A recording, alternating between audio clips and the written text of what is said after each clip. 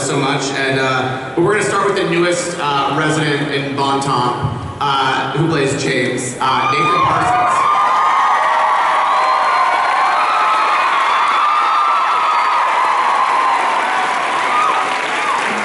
And then the beautiful Jessica, Deborah and Woll.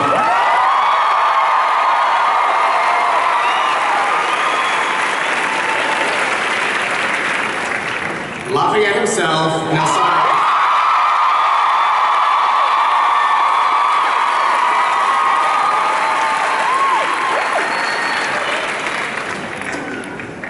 Miss Arlene, Carrie Preston.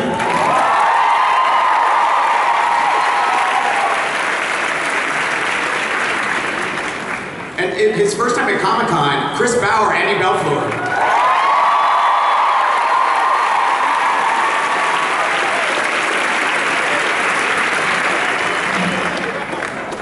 The now Buddhist Sarah Newlin, Anna Camp.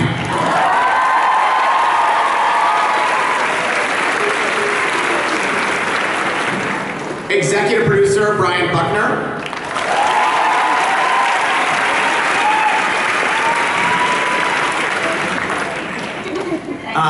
Pam, Kristin, Bauer.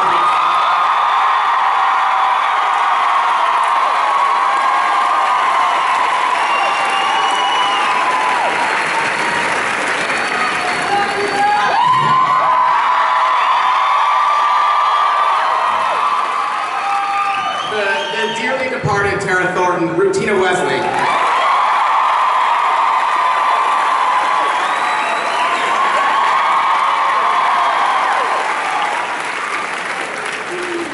I love that jacket.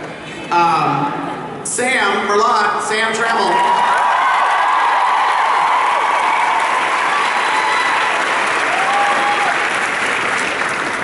Mr. Bill Compton, Stephen Moyer.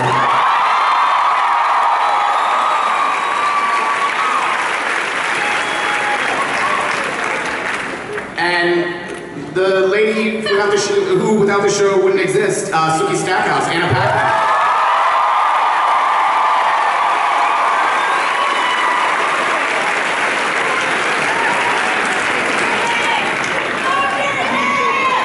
Okay. This is crazy. Well, you guys, let's go back. You know, since this is, you know, maybe one of the last times you'll all be together on stage. What do you all remember from shooting the pilot? Like, did you immediately think this is something special? Did you think, like, I can't believe this, I don't know if this is gonna go? What did you guys think? What are your memories of that pilot?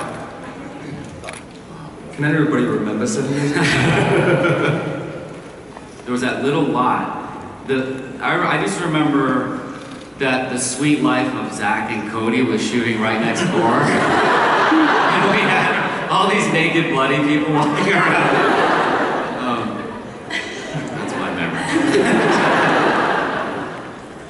What about the rest of you guys? Do you have any memories? Anna, Stephen? No? Yeah, but somebody else go first. Okay. I remember Merlotte. Yeah. One of the only sets that was actually built at the time was his bar. And I remember walking around and looking at every single detail, every beautiful little kind of, there's loads of posters that you won't have seen of the Louisiana peach competition, peach eating competition, or the best peach in Louisiana, peach festival. And all of these little posters that were brought in by Ron and Suzuki Ingerslev, and just thinking, wow, this is amazing. The world that they're setting up. Yeah, they literally have like cards for carpenters and plumbers from Louisiana, like real people like tacked on the back of the bar. It's really detailed. It's pretty amazing. Rutina, do you have any memories? I love when Tara yells at that lady in the store. That's like my favorite. I think that's one of my favorite scenes of the whole series. I remember from the pilot for me just being terrified because it was my first job, almost my first job out of school, and I was like, oh my God, just please don't fire me. Please don't fire me. But I remember just having a lot of fun, learning a lot really quickly. Yeah. And all these guys, of course, were so welcoming, so it was a lot of fun. And Nelsan, Lafayette was supposed to die originally, and I think Stephen told me a story that I think you were like with Alan. You guys were like, we can't kill this guy off. Like he's too good.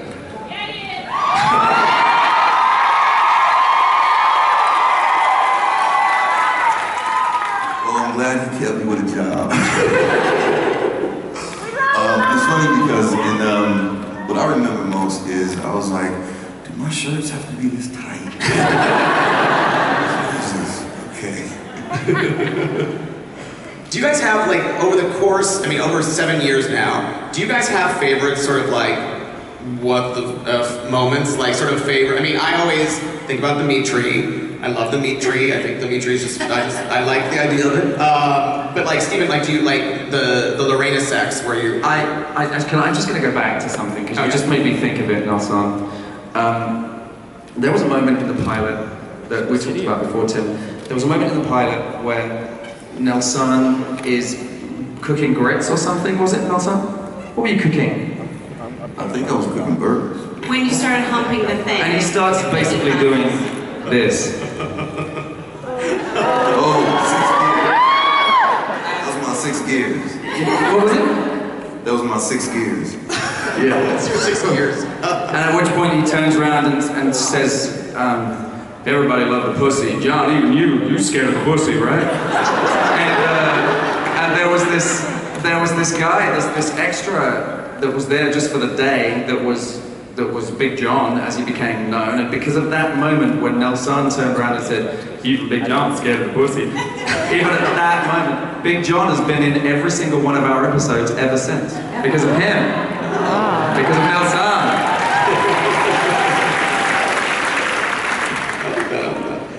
Brian, there's been a lot more flashbacks, I think, this season, especially with Bill and Pam and Eric. Is that a conscious decision to sort of show, I mean, do you guys want to sort of bring things full circle? Because it sort of started with, you know, Bill and sort of the Civil War stuff. Well, with Bill, you know, we got a character who we turned into a vampire god, and he wasn't that nice when he was a vampire god. So honestly, the thinking there was, as Bill tries to find his way back to himself, let's give him a little help by flashing back to his human life. And that's kind of the case across the board with a lot of the flashbacks. To give a little bit more context, you know, how Pam and Eric came to Shreveport in the first place, and then just filling in holes that were out there, and learning something else about these characters who we've already spent a lot of episodes with. So, yeah, and for sure conscious. But we've always done flashbacks. There's just some purpose to them, right? Yeah. Well, I love, my favorite flashback so far this year was the fact that Pam and Eric owned a video store franchise. Who came up with that? Where did that come from? Was that your idea? I mean, how did that even come to be? We wanted to do a flashback to how they came to Shreveport. There was, we're like, it needs to be the worst punishment imaginable, like the worst punishment imaginable. And it was one of our writers, Craig Chester, who actually said a video store. And yeah, so that's how we came to that. And Kristin, those must have been so fun to shoot. I mean, like the 80s clothes. I mean, I know you love your costumes, you know, as Pam, but those were like another level, I think. Was that a blast to shoot? Yeah, the 80s was another level, and it was really fun to go back there and have even more hair, and it really is so brilliant that we end up in this fluorescently lit video store, and then also that the throne, which Alex and I had been imagining he was carrying around since his Viking days and treasuring that it was his father's. Yeah. And it was found by Ginger in an alley. It was amazing to see Ginger, how we met her, and the transformation, and Alex kind of, you know, the slow-mo walk, where he was dressed basically as Jason Priestley when Ginger first sees him and gives up her college career. Alex sort of did the slow-mo walk. He didn't have to, but he kind of actually in person did it. It was an amazing day. Yeah. And you were telling me earlier, you sort of want, you know, there's a piece of Merlotte, or not Merlotte, of Fantasia you specifically want to take. Can you explain what that piece you'd like to keep? Well, you know, it was in my last day in Fantasia. I think I was the only one who realized it, and then it was the end of a long day, and everybody was busy and trying to get out of there, and I was kind of trying to stay out of the way, but take a moment. Uh-oh, Stephen, it's happening. And he's counting how many times today. And 96. And I really was too overwhelmed because I'm thinking, do I want to cherish that weird little ancient skeleton tchotchke for the rest of my life? I don't know what I want. I took nothing. And then I realized that there's 3 paintings. So it's our executive producer, Greg Feinberg, is a vampire, Clinton is a vampire, and Bush is a vampire. And Clinton and Bush, I'm good with either, but after this last episode, Republican, I think it should be Bush. I love that, I love that. I mean, speaking of last days, so you guys have wrapped, you're done. What were your individual last days like? I mean, it must have been just so surreal because it's been 7 years. It's been a huge journey. I mean, so many life changes. I mean, and I'm assuming you all wrapped on different days. So what were those days like for you all?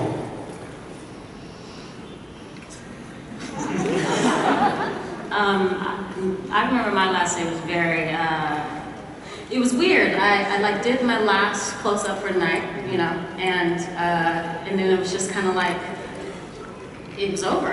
And then I kind of walked to the side, and Adina just came running up to me, and she just, grabbed me, and we just hugged for a good, 5-10 minutes and just cried.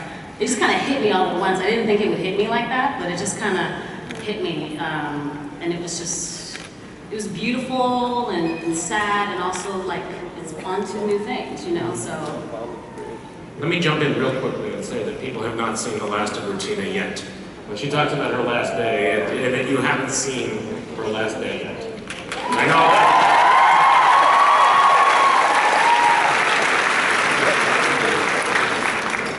I would say in true blood fashion, my last day, I wrapped at 4 a.m. out in the woods somewhere.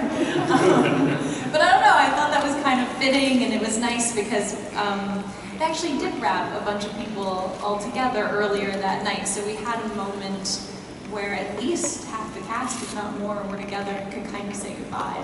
Just a couple hours later. Like 17 people. Yes, 17 people wrapped at once. Yeah. And it was a beautiful scene.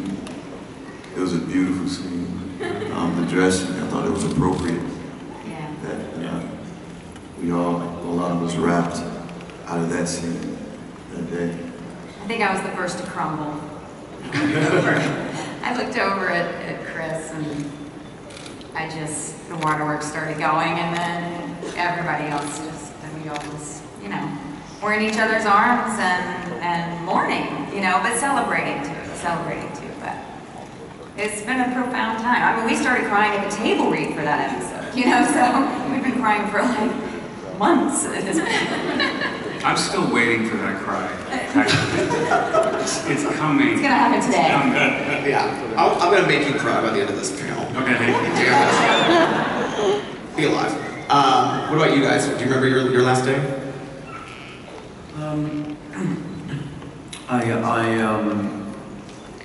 Again, as Deborah just said, for me it was 5 in the morning, and been there all day, and you guys are as much part of this as we are in a way, because you invest in it when you're watching it from the very beginning, and what you don't see is the same camera operator, the same focus pullers, the same costume guys, the same sound guys. All of those people have been with us since the very beginning. And I said this morning, it's kind of almost like you're doing 7 years is like doing a doctorate in vampirism. And it's all with the same people. And that is just extraordinary to be able to spend that much time and get to know people and love them as we do. And so for me, that last moment was being hit by saying goodbye to all of those guys, because I knew I was going to see everyone here, but saying goodbye to that lot was really tough. And they wheeled out a big cake with do you remember that bottle that had missing Bill Compton from years and years ago, one of the posters? It was when you proposed and then got kidnapped. There you go, when I got kidnapped. And there was just this giant cake, and it was lovely. On the TV show, not in real life.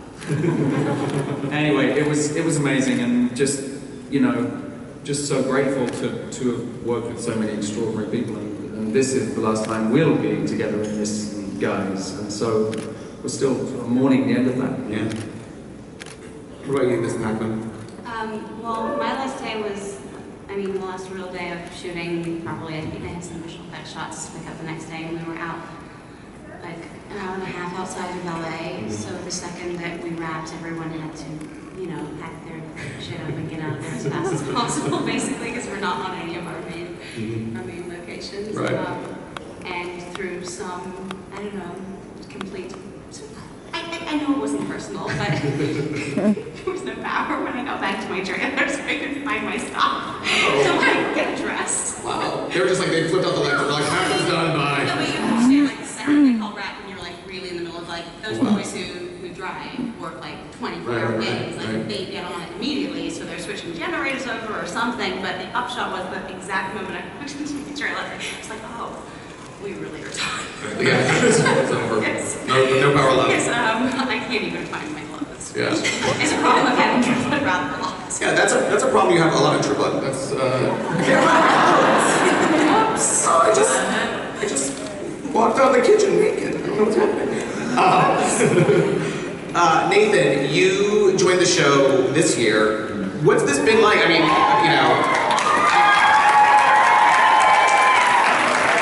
Incredible. Yeah. It's been an incredible year.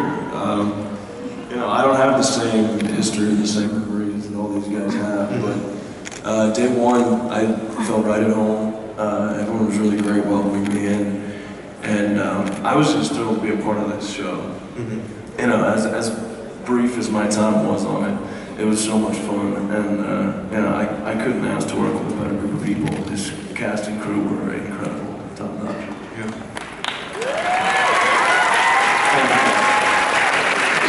Nathan and I went to school together. Yeah, we know. So it was like really did. exciting to have him come on. It was like such a nice thing. Nathan and I went to school together too.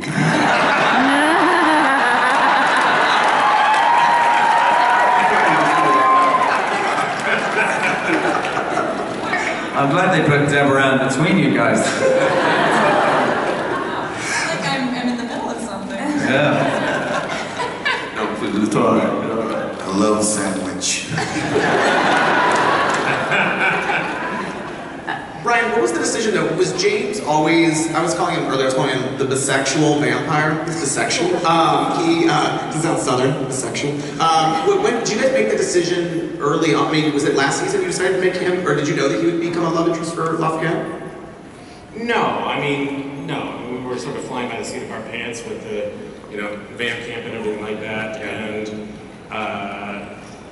we knew that we needed to sort of reinvigorate the show with some more love complications. Yeah. We hit on that one pretty early on in our pre-production this year, and I think it's messy and awesome, and you know, it's not done changing. It's not done evolving, and so it's a really sort of fun, soapy way to take us out of the series. So.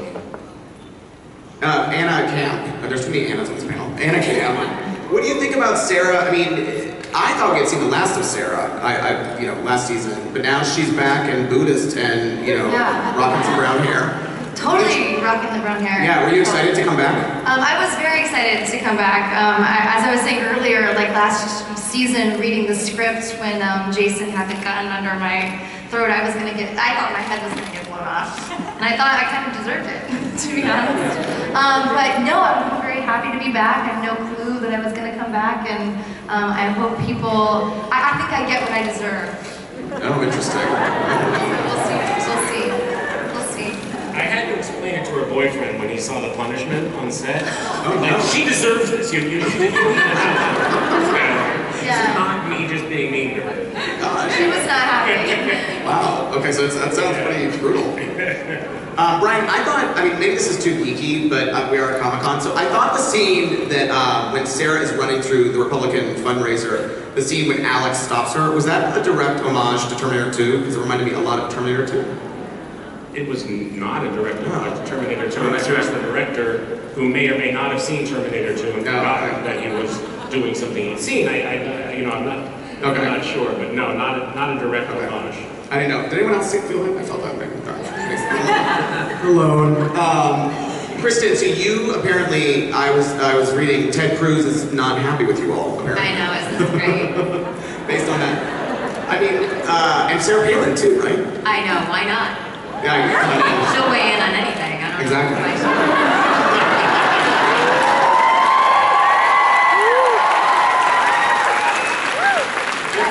But I feel like you guys don't run in the same circles. I feel like you maybe won't run into her. But Yeah, you know, being an animal rights person, when I first knew of her, she was just the wolf killer lady from Alaska. So, yeah. So it's sweet, many, many years later, that I've made her angry. Apparently. I didn't. It's her fault. And I did have fun doing it. Sam, what can you say about Sam and Nicole? Because in this last episode, Sam and Nicole seem kind of on the rocks. It does not seem like she's enjoying Bon Temps, which it's a little cray in that town. What's going to happen with them? Can you tease anything? Well, you know, Sam's kind of story has always has been about family for the last few years, and you know, I can't say too much, but you know, she's really sort of a very objective outside, you know, view on this town and like how insane it is. I actually haven't seen that episode. I've seen the first 4. But you know, you know, we'll see how committed I am to her and how committed she is to staying or, you know, whatever. You know, I can't say too much. Okay. But, yeah. Chris, are you surprised by Andy's evolution? Because he's sort of, I mean, it's really quite the transformation, I'd say, from, you know, just the sheriff, sort of the cranky sheriff into like a family man, kind of. Yeah, that's really weird because I was just sitting here thinking, I hope he asks me if I'm surprised about Andy's evolution. Sorry. But we had a connection before this started, so I'm not surprised. I know, we chat. Yeah, I mean, it's the most gratifying, besides everything that you guys have already all heard and the experience of working with these people, the most gratifying thing, you know, kind of slowly, sort of like water over a stone, working on a character, to look back over your shoulder and see how much this character has grown. I mean, basically, he's become as lovable as I am in real life, but wasn't at the beginning. And, you know, I get that, you know, I don't do that on my own. That comes from writers. Yeah. What was it like? I mean, do you have, I'll ask you this question then. I mean, are there moments where you know, it's such a wild show. I mean, like, witnessing, like, the multiple fairy births must be one of those moments where you're like, this is kind of a fun job. This is like a pretty, like, you know, this is not like a typical, you know, I'm not an accountant or anything. You know, it's a pretty goofy job. Yeah, it's a pretty great job. Yeah. I kind of feel that every day because, like I always say it, you know, like,